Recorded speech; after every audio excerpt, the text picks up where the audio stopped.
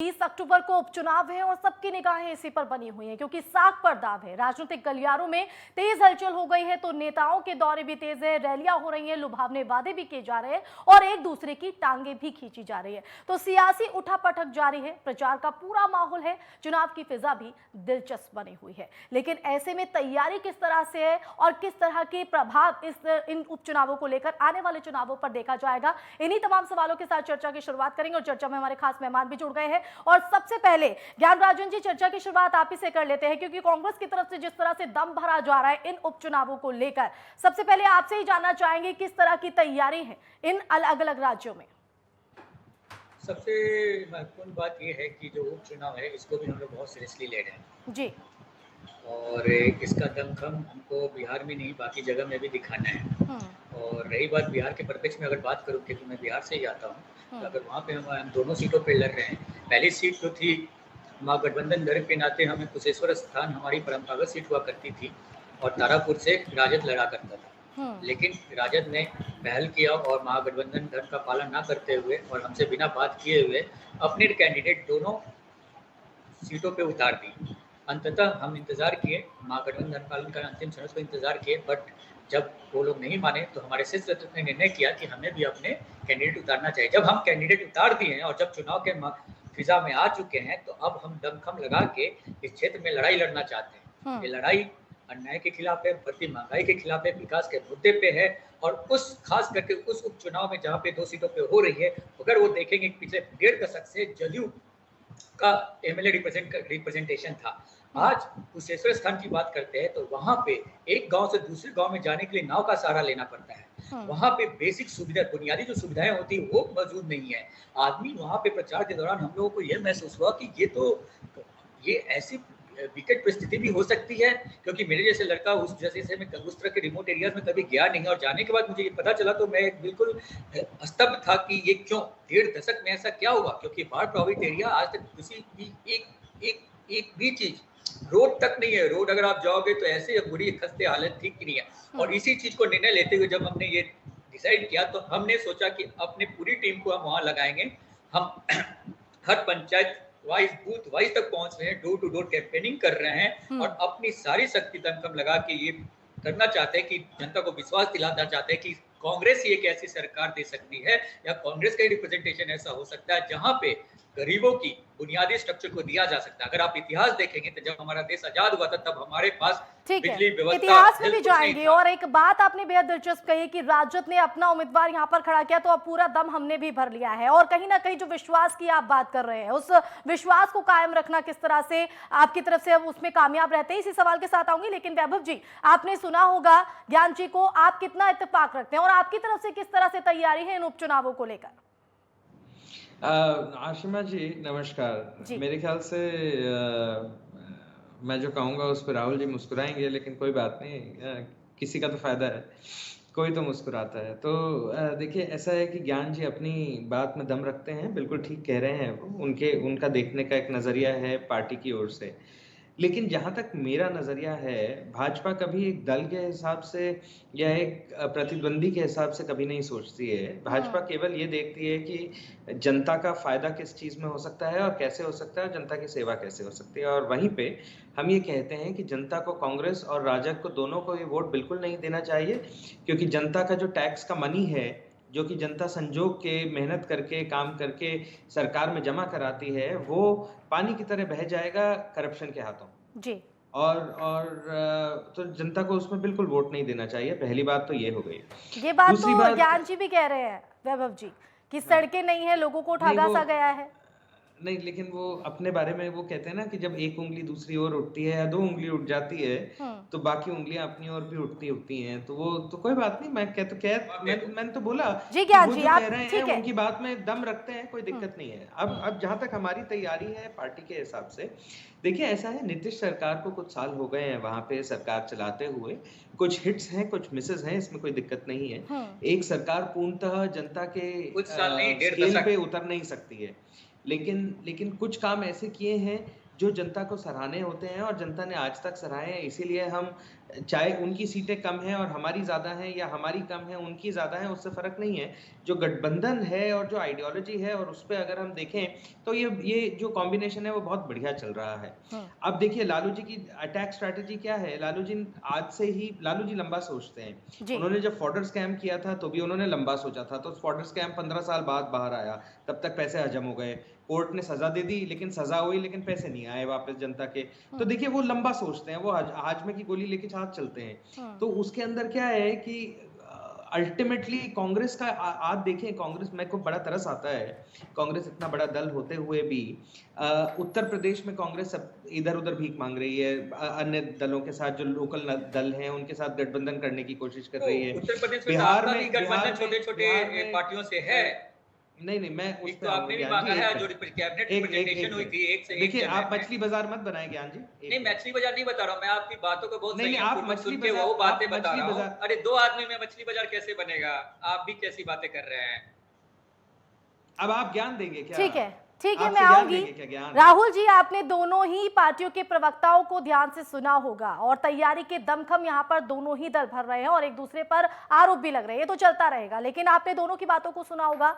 और जिस तरह से 3 लोकसभा और 30 विधानसभा के लिए उपचुनाव हैं, तो दमखम तो तमाम राजनीतिक दल भर रहे हैं, लेकिन आने वाले चुनावों को देखते हुए आप किस तरह से देख रहे हैं इन उपचुनावों को? चुनाव हमेशा काफी महत्वपूर्ण होता है। उपचुनाव का एक पैटर्न भी होता है आसिमा जी, कि प्राय हम लोग उपचुनाव में देखते हैं कि जो सत्तारूढ़ दल होता है वो उपचुनाव में जीत जाता है। अगर हम लोग बिहार के चुनाव की बात करें तो वहां पे जो स्थितियां दिख रही हैं कि अगर वहां पे एनडीए गठबंधन जीतती है, तब तो फिर वो जो एक पैटर्न होता है कि उपचुनाव में वही लोग जीत जाते हैं। लेकिन वहां पे आरजेडी और कांग्रेस के बीच में गठबंधन नहीं हो पाया है। तो एक तरह से कांग्रेस अपनी पूरी ताकत लगा रही है, चाहे वो जिग्नेश मेवानी हो या फिर जो है कि वो कन्हैया हो, ये सारे लोग जो है, हार्दिक पटेल, इन सब युवा चेहरों का भी वो प्रयोग कर रही है।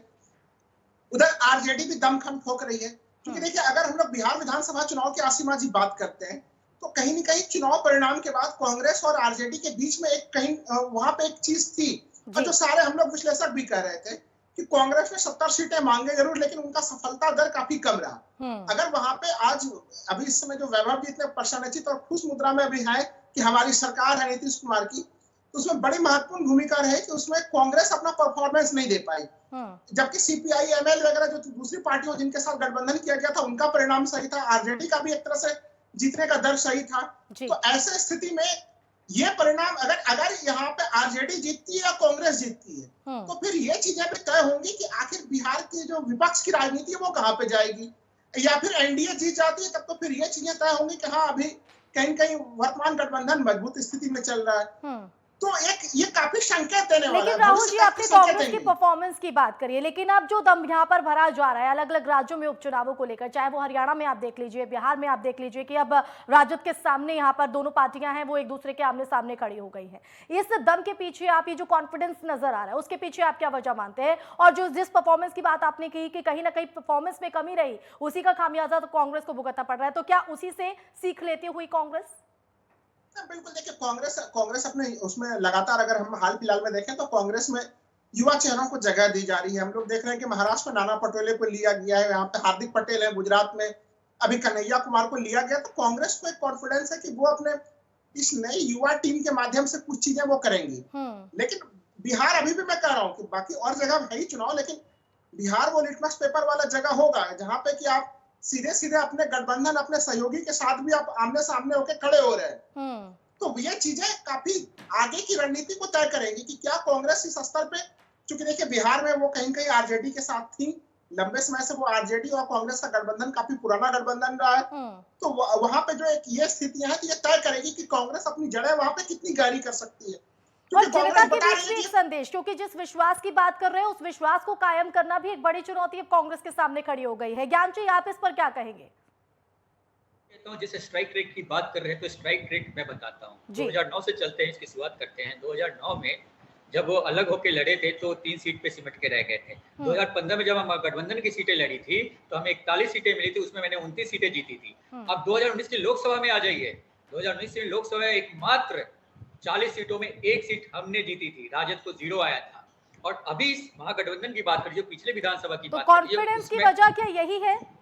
कॉन्फिडेंस की वजह ये है, जिस सीट, बिल्कुल मैं ये एक बात को बहुत इंपॉर्टेंट, इस बात बहुत पूरे लोगों को मैं आपके माध्यम से बताना चाहता हूँ कि बात कॉन्फिडेंस और संगठन को मजबूत करना हमारी प्रायोरिटी है। कहीं ना कहीं अब हमें ये लगता है कि अगर हमने तो अंतिम क्षण तक इंतजार किया, अगर किसी को नहीं चाहिए हमारा साथ, क्या बता सकते क्या ये 2 सीट जीत के राजद सरकार बना सकती है? बहुत बड़ा क्वेश्चन है ये। तो ये क्यों ऐसी बौखलाहट क्यों? मतलब इस चीज के पीछे कहीं ना कहीं उनकी कोई चीजें हैं जो लेकिन आपको नहीं लगता कि जनता के बीच भी एक संदेश गया है कि जो अब तक साथ में लड़ती गई है पार्टियां, वो आज आमने सामने खड़ी हो गई हैं, तो ये विश्वास कैसे कायम करें? अर्चना जी, मैं इसी बात को दोहराना चाहता हूं। मैं यही कहना चाहता हूं कि जनता की विश्वास ही है कि जनता ने इस विश्वास के कारण ही आप देखोगे कि कुशेश्वर स्थान में मात्र 5000 के रेंज अंतराल से हम हारे थे। अब हमारी ये सीटें हैं और जनता को जब ये मुद्दा है कि वो दिख रहा है कि हमारे शीर्ष नेतृत्व जो राहुल गांधी जी है महंगाई मुद्दे पे बात कर रहे हैं, महंगाई, आप पढ़ाई, शिक्षा नीति, आप देख लो किस तरह से पेट्रोल दाम, तेल के यहाँ इवन सरसों तेल 250 लीटर सरसों तेल हो गया, त्राहिमाम मचा हुआ। सिर्फ एक ही लीडर व्यक्ति है जो पूरे भारत में इस सत्ता पक्ष के साथ लड़ रहा है और राहुल गांधी। उनके सारे लोगों का विश्वास, दलित हो या महादलित हो, हर समाज के लोगों का विश्वास अब हमारी तरफ आ रहा है। तो उस चीज के लिए हम जमीन पे खड़े हो रहे हैं, जमीन पे उनको विश्वास दिलाने की कोशिश कर रहे हैं कि हाँ, आपकी जो सोच है, आप जिस तरह से आप हमारी तरफ देख रहे हो, उसकी पूरी ख्याल रखा जाएगा, क्योंकि कांग्रेस ही एकमात्र पार्टी है जो शुरू से ही सारी बेसिक बुनियादों को देश में दिया है। हम वो चीजें दी हैं जो आज ये लोग बेच रहे हैं। ये इनके सीधे सीधे इनकी यही मकसद है, बेरोजगारी बढ़ाओ, लेकिन वैभव जी को आपने थोड़ी देर पहले सुना होगा, उनका तो ये कहना है कि सत्ता में तो हम हैं, कांग्रेस तो बाहर है, फिर ये विश्वास अविश्वास क्यों जनता के बीच? बिल्कुल अर्चना जी, यही तो कहने की बात है कि अगर ये सत्ता में ये है, 1.5 दशक से वैसे स्थानों पे वो रिप्रेजेंट कर रहे हैं, उसके बाद भी क्रूड ऑयल का दाम कम होते हैं, महंगाई ऐसे आ रही है। बिल्कुल ज्ञान जी, जो विश्वास आप जता रहे हैं और हम चाहेंगे कि उस विश्वास में आप कायम भी रहें, जनता की उम्मीदों पर खरा भी उतरे, विश्वास भी जनता जताए। लेकिन वैभव जी, यहाँ पर ज्ञान जी तो अपने मुद्दे गिना चुके हैं और महंगाई को लेकर बार बार हमला बोला जा रहा है, चाहे वो बिहार ही क्यों ना हो, पूरे राष्ट्र लेवल पर जो है कांग्रेस इस पर मुखर रही है। ऐसे में अगर आपकी बात करें तो ये अलग अलग राज्यों में जो उपचुनाव होने जा रहे हैं, चाहे वो हरियाणा हो, मध्य प्रदेश हो, बिहार हो, तो यहाँ पर आपके कौन से मुद्दे ऐसे रहने वाले हैं? क्या राष्ट्रीय मुद्दे हावी रहेंगे या स्थानीय मुद्दे? देखिए, आपने बहुत अच्छा प्रश्न किया है और मेरे ख्याल से ये कॉम्बिनेशन रहेगा राष्ट्रीय मुद्दों का और स्थानीय मुद्दों का। और स्थानीय मुद्दे, देखिए, ये बिहार की 2 सीटों के बारे में हम बात कर रहे हैं और ज्ञान जी को मैं याद दिलाना चाहूँगा कि पिछली बार ये जब पोल इलेक्शन लड़े थे तो ये दोनों सीटें जेडीयू की हैं, जनता दल यूनाइटेड की हैं, और वो कुलेश्वर स्थान सीट से 7200 वोटों से हारे थे। उनका कैंडिडेट, कांग्रेस की सीटें थी ये उनके अलायंस में, तो 7200 वोटों का तो डिफरेंस है। अब 2-2.25 लाख की सीट में अगर 7200 होगा तो आई थिंक काफ़ी डिफरेंस आ जाता है। तो पहले तो ये होगा कि अब क्योंकि अलायंस नहीं है तो जनता अगर ये सीट कांग्रेस के पास होगी भी या कांग्रेस इसको लड़ेगी भी तो वो डिफिकल्टी हो जाएगी थोड़ी सी कांग्रेस को धरातल पे काम करने में, क्योंकि 2 ही सीटों का मुद्दा है।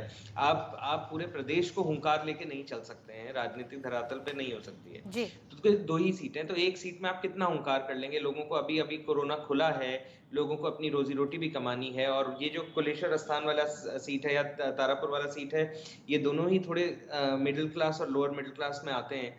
तो यहाँ पे लोग वैसे ही बहुत मेहनती लोग हैं और वैसे ही बहुत अपनी रोटी के लिए कमाने की कोशिश कर रहे हैं, शहर नहीं है।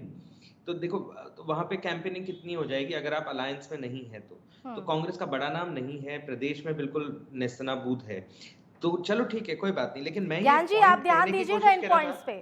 आपने सवाल, देखिए अर्चना जी ने आपने सवाल क्या कहा था कि मुद्दों पे बताइए, ये इनके मुद्दे हैं, यही ये तो आप भी कर रहे हैं, ठीक है। ऐसे नहीं, अर्चना जी आपने जब सवाल बोला था ये आपने बोला मुद्दे, अब ये बताओ ये तो आप तमाम पार्टियों का यही इरादा रहता है कि आपको मौका मिल जाए तो आरोप प्रत्यारोप ऐसे शुरू हो जाते हैं कि लगाम पाना मुश्किल हो जाता है, और यहाँ पर भी है। लेकिन हम चाहेंगे, बिल्कुल हम ये चाहेंगे ज्ञान जी और वैभव जी कि जिन उम्मीदों को आप उम्मीदों पर खरा उतरने की बात कर रहे हैं, आने वाले वक्त में इन चुनावों पर आप खरा उतरे, जनता की उम्मीदों पर खरा उतरे, जो विश्वास जनता के बीच आप देना चाहते हैं उस पर बने रहें। आप तीनों का ही बहुत बहुत शुक्रिया।